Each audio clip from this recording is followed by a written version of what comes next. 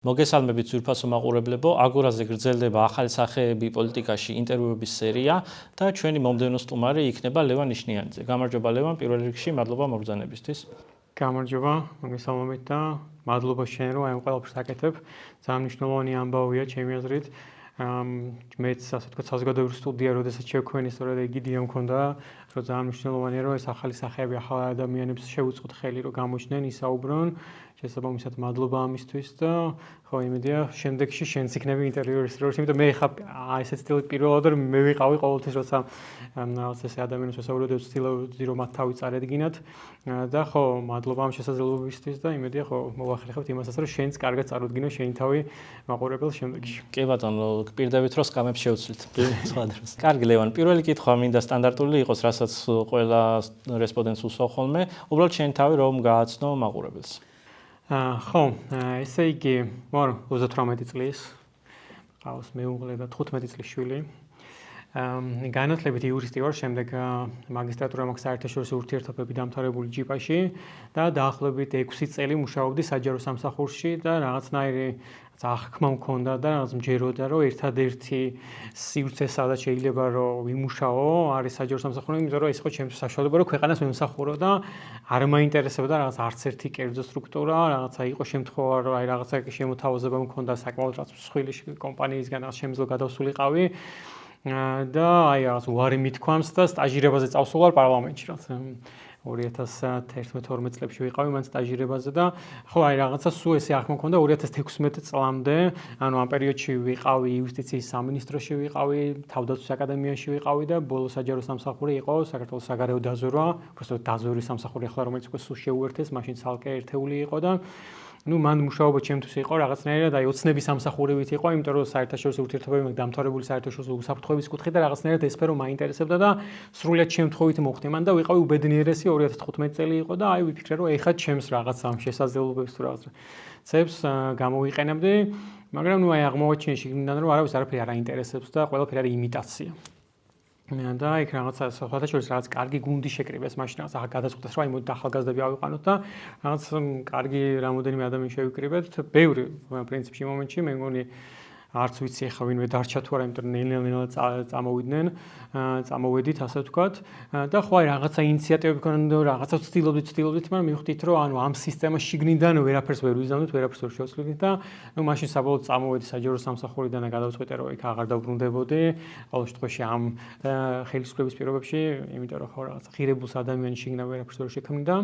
და გადავედი კერძო სფეროში. რაღაცა სხვადასხვა მიმართულებებით ვიმუშავე, რაღაცა ბიზნესიც ქონდა ერთი პერიოდი რაც ჰოსტელი გავაკეთეთ მეგობრებმა, იქვე მე რაღაც ღვინის მაღაზია გავხსენით, თავისუფლების მოედანთან იქვე ქონდა, შემდეგ რაც პანდემიამდე ღვინის მაღაზია მუშაობდა,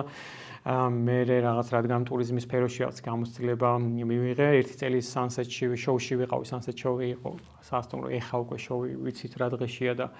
ხელი ჩაიქნია, ასე ვთქვათ, სამწუხაროდ ამ რაღაცა გენიალურ კურორტზე და ადგილზე და აღარ აპირებენ იქ არაფერს რეაბილიტაციას, როგორც ვიცი ბოლო მონაცემებით. იქ ვიყავი მოკლედ ერთი წელი გენერალ მენეჯერად და შემდეგ აი პანდემიის მერე რაღაცა მეტნაკლებად პოლიტიკურ აქტივობებში ჩავერთე, მაშინ გირჩი მე თავისუფლება იყო ის ერთადერთი პოლიტიკური პარტია, რომელიც სრულად გახსნილი იყო და ნებისმიერ ადამიანს შეეძლო მისული იყო და რაღაც თავის იდეები განეხორციელებინა, ახლა მაშინ სტუდიები ესე არ იყო რაღაც ესაუბრა და მაშინ მე შესაძლებლობა მომწეს და რაღაცა იქ შიგნიდანაც ვცდილობდი რაღაცეების კეთებას. თუმცა ხო რაღაცეებში განსხვავებული ხედვები იყო. ეს განსხვავებული ხედვები უფრო უკავშირდებოდა არა იმას რა გვინდა, არამედ როგორ მივდივართ იმამდე რაც გვინდა. და საბოლოოდ 24 წლის აპრილში, როდესაც ცხადი გახდა, რომ დიდ გაერთიანებაზე ქონდათ წორება და არაპირებდნენ, ასე ვთქვათ, ცალკე რაღაც პოზიციონირებას, ხო იქ ჩემი თავი უკვე აღარ დავინახე და მაგ პერიოდში წამოვედი. და ხო ისევ კერძო სფეროში ვიყავი, რაღაცა მშენებლობის სფეროშიც ვიყავი და ამ პოლიტიკაშიც აღარ ვაპირებდი მიბრუნებას 28 ნოემბრამდე, როდესაც მივხვდი რომ მე ვერ შევძლებდი რაღაც კეთებას, თითქოს ქვეყანაში არაფერი ხდება. და ან უნდა წავსულიყავი ქვეყნიდან, ან რაღაცა ისევ დამეწყო რაღაცა და დამეწყო ბრძოლა და მეკეთებინა ის რისიც მწამს რომ სწორია და ხო მის მერე პრინციპში სრულად ამ ამბებში ვარ გადმორთული და ჩართული. და ხო რაღაცნაირად მგონია რომ ძალიან მნიშვნელოვანია რომ ბევრი ადამიანი ვიყოთ ამ პროცესში ჩართული და არის კიდეც და ჩვენი მთავარი ძალა სწორედ ამაში არის და ხო ამ ეტაპზე მუშაობთ იქით რომ როგორღაც ჩამოვაყალიბოთ შევქმნათ რაღაც ახალი ალტერნატიული პოლიტიკური ძალა რომელიც ისე იქნება განსხვავებული შინაარსით ვიდრე ყველა სხვა რომელიც აქამდე ყოფილა. კი ბატონო ლევან ფაქტიურად ჩემ მომდევნო კითხვასაც უპასუხე, იმიტომ რომ მე მომდევნო კითხვა მქონდა ზოგადად პოლიტიკურ აქტივობასთან დაკავშირებით, ანუ რატო ჩაერთო, როდის ჩაერთო და ასე შემდეგ. შესაბამისად, მოდი ბოლოს რითაც დაამთავრე, იმ კუთხით დაგისვავ ესეთ კითხვას. საქართველოს პოლიტიკურ სივრცეში, აი მე რასაც ვაკვირდები და ალბათ ამაში ყველა დამეთანხმება, არ გვაქვს პარტიებში არჩევანი პარტიის სოფხედველობის მიხედვით, ასე ვთქვათ, იმიტომ რომ ჯერ ერთი სტრუქტურული პარტიები ისედაც ცოტა არის. აი მაგალითად კონკრეტულ პარტიას დავასახელებ ლელო. არავინ არ იცის ლელო სტრუქტურა რა არის. ანუ არიან მემარჯვენეები, არიან მემარცხენეები, ლიბერალები არიან, კონსერვატორები არიან. ფაქტიურად რაღაც უსტრუქტურო პარტიები გვაქვს. Ну, რა თქმა უნდა, გვაქვს სტრუქტურიანი პარტიებიც, თუმცა ეს სტრუქტურიანი პარტიები არ მოიცავენ ყველა კომბინაციას, რაც შეიძლება ჰქონდეს. აი მაგალითისთვის, ერთ-ერთ ინტერვიუში, ბექასთან ინტერვიუ იყო ეს, ვახსენეთ პოლონეთი. პოლონეთის პოლიტიკური სტრუქტურა, ხა მაყურებელს რო ავუხსნა, უმეტესწილად ანუ იქ არსებული მძლავრი პარტიები, რაზე არის დაფუძნებული, ეს არის ერთის მხრივ მემარჯვენე ეკონომიკა, მეორეს მხრივ ეს არის კონსერვატიული სოფხედველობა, მესამეს მხრივ ეს არის დასავლეთთან თანამშრომლობა და აი აქ ჩვენთან უკვე ფაქტიურად ამ სამის ერთობლიობა არ არსებობს. და ნუ მეოთხე ეს არის ისტორიული მეხსიერება, რომელიც პოლონელებს ეუბნება იმას, რომ რუსეთი არის პოლონეთისთვის მთავარი მტერი. და აქედან გამომდინარე, პოლონეთი ცდილობს იყოს ძლიერი სახელმწიფო, არა მხოლოდ ეკონომიკური თვალსაზრისით, არამედ სამხედრო თვალსაზრისით. და თუ არ ჩავთვლით იმას, რომ მაგალითად საფრანგეთს და ბრიტანეთს აქვს ბირთვული იარაღი და ბირთვული იარაღის გარეშე ავიღებთ მაგალითად სამხედრო ძალას. პოლონეთი არის ალბათ ევროპის ყველაზე ძლიერი სახელმწიფო ამ მხრივ. შესაბამისად, აი ამ 4-ის ერთობლიობა ფაქტურად არ არსებობს საქართველოში, ხო, აი რაც ჩამოვთვალე. აი შენც ანალოგიური შეხედულება გაქვს თუ არა და თუ ხედავ ამის საჭიროებას? ხო, ანუ ეგ პრობლემაა ზოგადად, რომ ანუ არა თუ აი რაღაცა რო არ უფიქრიათ ამაზე, ანუ თვითონ არა, ანუ ეს ადამიანები, ვინც პოლიტიკაში არიან, თვითონ რო კითხო ღირებულებები არ აქვს და ეს ძალიან სერიოზული პრობლემაა და აისახება შესაბამისად. კი, რაღაც ინერციას მიყვებიან მე საბოლოო. კი, აი რაღაცა უყურებენ თან იმასაც ვერ ვიტყვი, რომ აი განწყობებს უყურებენ და იმას მიყვებიან. არა, აი რაღაცა განწყობებს ნაწილობრივ თვითონ რა აწყობთ და მთავარი საერთოდ მაგაზე დადიან, რომ თვითონ რა უნდათ, ოღონდ რა უნდათ როგორიც აი მოკლევადიან რაღაცა მიზნებს უყურებენ, საერთოდ გრძელვადიან პროცესს და პოლიტიკურ პროცესს არ უყურებენ რა. და ეს აისახება შედეგებზეც, ანუ სულ ვამბობ, რომ ისევ და ისევ რაღაც გასაგებია გაყალბება, ზეწოლა, მოსყიდვა, მაგრამ აქეთაც რო პრობლემებია, მაგაზე თუ არ ვისაუბრეთ და მხოლოდ ვიტყვით, რომ იქ არის პრობლემა და აქეთ ყველაფერი კარგად არის, ვერასდროს ვერ გავიზდებით ჩვენ. და კი ხო მგონია, რომ ან მნიშვნელოვანია ეხა ხო ამ ქართულ ოცნებას, როდესაც უპირისპირდებით, ჩვენ აი მნიშვნელოვანია ზუსტად ჩამოვაყალიბოთ რა არის ის განსხვავება, რასაც ვთავაზობთ ჩვენ ამორჩევას, რომ რითი ვართ განსხვავებული. ეს ძალიან მკაფიოდ უნდა განსაზღვროთ. მეორე მხრივ ეხლა ხვდები რომ ანუ ისეთი პერიოდია ხო რაღაცა რევოლუციური პერიოდი შეუძლია უწოდოთ, როგორც არ უნდა მომხდეს ცვლილება, სულ არ ვიცი რაღაც არჩევნები დაინიშნოს და არჩევნები შეიცვალოს, ეს რევოლუციური ცვლილება იქნება, ისე როგორც 2012-ში ხო აი რადიკალურად რაღაცა განსხვავებული ძალა მოვიდა ხელისუფლებაში. ანუ ესეთ დროს რაღაც აი ვიწრო ძალიან იდეოლოგიზაცია, აი როგორც აი ხო ლიბერტარიანიზმი არის თუ რაღაც უკიდურეს მემარცხენეობა, ესე ამის ფუფუნება ასე ვთქვათ არ გვაქვს და ეხლა ჩვენ უნდა ვნახოთ რა ის იდეოლოგია, რომელიც გაერთიანებს ქვეყნის მოსახლეობის ნახევარს. და ხო ზუსტად უნდა გამსახურდეთ რითი განსხვავდებით ჩვენ ქართული ოცნებას და რას ვთავაზობთ განსხვავებას და კი ჩემი აზრით აქ მნიშვნელოვანია რაღაც ამის განსაზღვრა, ასევე მნიშვნელოვანია რომ რაღაცეები, რასაც იწებებს დღეს ქართული ოცნება, ხო? ეხლა მაგალითად ის woke კულტურას რო ეძახიან, ეხლა ეს მიუღებელია ჩვენი საზოგადოების აბსოლუტური უმრავლესობისათვის, ხო? და ისინი ძალიან ცდილობენ აპელირებს, რომ თითქოს მარტო ისინი არიან და ჩვენ რაღაცა მარტო იმად დღე-დაღამე იმაზე ვფიქრობთ, გეი პარადი როგის მოვაწყოთ, ანუ ამაზე აბსოლუტური თანხმობა გვაქვს ქვეყნის მოსახლეობის უმრავლესობას, რომ ეს მიუღებელია დღეს ჩვენთვის და ქალაქი ეკუთვნის მის მოსახლეობას, ხო? და შესაბამისად, როდესაც მოსახლეობის აბსოლუტური უმრავლესობისთვის რაღაც ზონიზე მიუღებელი, ხა რა ვიცი, რუსეთის დროშით რო გამოვარდეს, ხვალ და რაღაც პარადი ჩამიტაროს, მე მივარდები იქ, ხო? ანუ იგივეა რა, აქაც და თუმცა მეორეს მხრივ რაღაცა კერძო საკუთრებაში რო იქირავებს ვიღაცა და რაღაცა ღონისძიება იქ შეუვარდო და კოკაკოლის მასწავლებლები გამოიტანო, ეს რაღაცა მეორე უკიდურესობაა, ხო? რაღაცა თუნდაც კერძო საკუთრების პატივისცემა არის ერთ-ერთი მნიშვნელოვანი ჩემი სხვა თუ არაფერი ეხა ძალადობა, რა თქმა უნდა, ისედაც მოუგებელია, რა ფორმაც არ უნდა ჰქონდეს. კი, ძალადობა და ხო რაღაც მოწოდება და რაღაცა მიდგომა ზოგადად ამ საკითხისადმი და ხო ანუ აი ესეც მნიშვნელოვანია ისე და ისე ამის თუნდაც მიწოდება ამორჩეულის ადამიანისთვის რომ ჩვენ არ ვართ ასევე ეს უკები და ეს რასაც ცდილობენ რომ მოგვაწეპონ და მარტო თვითონ რაღაც თან უცებ რო გახდნენ კონსერვატორები თითქოს მართლა ეს დისკრიმინაციული კანონი ჩვენ მივიღეთ რომელთაც ეხა იცი რომ რაღაც ჩვენიანებს ებრძვიან პირიქით ამ კანონით როდესაც რუსებს უარსებუნებიან მომსახურებას ხო ხო და ამიტომ კი მაგაში გეთანხმები რომ არ არსებობს ასე ვთქვათ ანუ რო თქვა ნებისმიერი პარტია აი რაზე დგას რა ეს tense ინგლისურად აი რა არის მათი ეს ძირეული პოზიციები ალბათ ვერ აი ნაციონალურ მოძრაობაზეც კი რაღაც გაგვიჭირდება, კაი ნაციონალურ მოძრაობაზე ალბათ გამოკვეთილად ანტირუსული რაღაცა შეიძლება თქვას, მაგრამ მაგის იქით ვერაფერს ვერ გამოარჩევ. ბელაძე დაფუძნებული ხო, ბელაძე ხო, ეგ აი მიშას პირადი რო თქვა, ხო, აი მიშამაც ხო რანაირად რას. მიშა 2012-მდე რას ლაპარაკობდა 12-ის შემდეგ, აი ხო საერთოდ აი სად წავიდა, სად დაიკარგა და ანუ ეგეც სევდიანია რომ ხალხი რაღაც უგონოდ და სულელად მიაჩნიათ რომ გუშინ რაღაც ვლაპარაკობ დღეს თუ სხვა რამეს ვილაპარაკებ ამას რაღაც ხალხი ჭამს და დაიჯერებს და ესე არ ხდება რა სამწუხაროდ თუ საბედნიეროდ ხო ამიტომ გეთანხმები რომ ანუ ეს ამ პოლიტიკური მოძრაობას რომლის ჩვენ უნდა შევქმნათ და ამის პროცესში ვართ მნიშვნელოვანი იქნება რომ რაღაც გასაგები იდეოლოგიას დევდეს თან ისე და ის არა ძალიან ვიწრო იდეოლოგია არამედ ზოგადად რაზე დგას რომელ ნახევარს ველაპარაკებით ჩვენ ქართული საქვეყნოს მოსახლეობის ამის განსაზღვრა იქნება მნიშვნელოვანი ძალიან კარგი, მადლობა ლევან. მომდევნო კითხვა მინდა ასეთი იყოს. Რა თქმა უნდა, მომავლის წინასწარმეტყველება არც შენ შეგიძლია და არც მე, მაგრამ როგორ გესახება საქართველოს პოლიტიკური მომავალი და კონკრეტულად ერთი მიმართულებით ვიტყვი, ჩვენ რასაც ვაკვირდებით დღესდღეობით ესეთი ტენდენცია ჩანს, რომ ქართულმა ოცნებამ შეიძლება მომავალ წელს ჩანიშნოს საპარლამენტო არჩევნები იმის გამო, რომ მიიღოს მან შემდგომ საკონსტიტუციო უმრავლესობა. Ai თუ ხედავ ამის ნიშნებს, ასე ვთქვა, ну, რა თქმა უნდა, ისე ვიმეორებ, რომ 100% ჩვენ ამას ვერ ვიტყვით, მაგრამ ну, რაღაცეები იკვეთება ფაქტიურად. ხო, ანუ რაღაც გარკვეულწილად ამის ნიშნებს ვხედავ და ვხედავ ამის რისკებს და ვხედავ, რატო შეიძლება ეს გააკეთოს რეჟიმმა დღეს, იმიტომ რომ ეხა თვლიან რომ ძლიერები არიან, იმიტომ რომ ეხა ჩვენ ობიექტურად სუსტები ვართ და შეიძლება მით უმეტეს რაღაც შეხედეს ამ ბოლო არჩევნების შედეგებს და მოდი რატომაც არ გავიმეოროთ, რაღაცა ნაცები აგრძელოთ, ესენი დავტოვოთ და 80%-ით ისე მოვიგოთ და საკონსტიტუციო უმრავლესობა გვექნება.